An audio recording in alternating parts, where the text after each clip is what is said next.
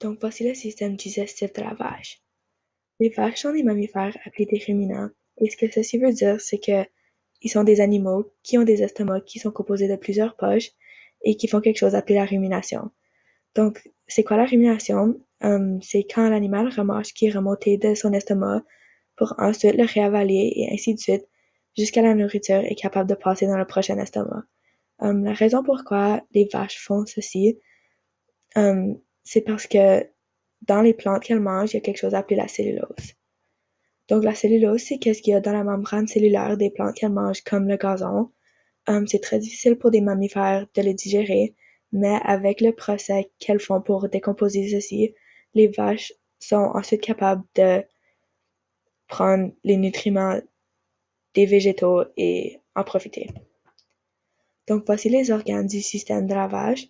Donc ça commence avec la bouche, il y a ensuite la langue, il y a l'œsophage, il y a le réticulum qui est aussi appelé le réseau, il y a la panse qui est aussi appelée le rumen, il y a le feuillet ou l'amasum, il y a la caillette qui est aussi appelée l'abomasum, il y a le petit intestin ou l'intestin grêle, il y a le grand intestin, il y a l'anus et là il y a la vessie. Donc voici le fonctionnement des 4 parties de l'estomac. Donc ça commence avec la panse. Donc la nourriture arrive et est formée en petites boules. Il y a ensuite des micro-organismes et des bactéries qui commencent à attaquer la cellulose pour la décomposer.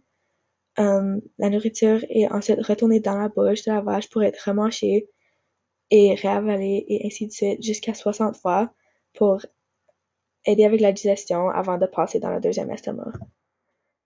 Ensuite, il y a le réticulum et ce que ça fait, c'est que ça fait le tirage des particules et il contrôle ce qui entre et qui sort de la panse et lorsque ça sort de la panse, ça l'envoie ensuite dans le feuillet. Donc, une fois arrivé dans le feuillet fait le recyclage de l'eau et de certains minéraux comme le sodium et le phosphore et ça l'absorbe dans le sang de la vache et ensuite retourné dans la panse via la salive. Cet estomac peut contenir environ 10 litres et est un organe de transition, donc il n'est pas extrêmement nécessaire à la digestion de la vache, mais elle est quand même là. Ensuite, il y a la caillette. Donc, ce que ça fait, c'est que la nourriture arrive dans la caillette et elle entre dans de l'acide digestif, appelé de l'acide chlorhydrique. Et il y a aussi des enzymes digestifs qui font le dernier travail de décomposer la nourriture. Et cet estomac est plus ou moins comparable à celle de l'estomac humain. Donc, ensuite, pour le trajet de la nourriture dans la vache, donc ça entre par sa bouche quand elle le mange, ça passe par son œsophage, ça va dans la panse où elle est transformée en boule, puis ensuite elle est retournée dans la bouche pour être remâchée et ce procès peut se faire plusieurs fois. Une fois qu'elle est prête à continuer son trajet, elle passe dans le réticulum qui l'envoie dans le feuillet et lui aussi l'envoie dans la caillette où elle est décomposée et envoyée dans les intestins. Donc elle passe dans le petit intestin, dans le grand intestin et là elle sort en forme d'excréments.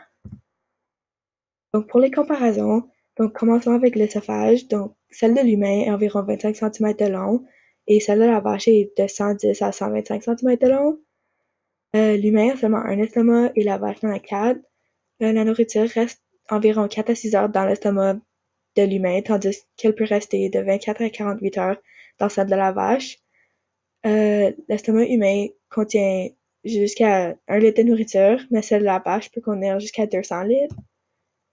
Pour le petit intestin, celle de l'humain est 10 mètres de long et celle de la vache est 40 mètres de long. Pour le grand intestin ou le côlon chez l'humain, c'est 1,5 mètres de long, tandis que celle de la vache, c'est 10 mètres de long.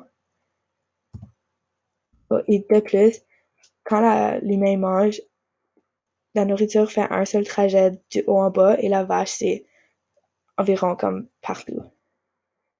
Bon, en conclusion, les systèmes digestifs sont des systèmes spectaculaires qui peuvent faire des milliers de choses pour notre corps et à ce jour, je ne crois pas qu'ils sont encore 100% découverts.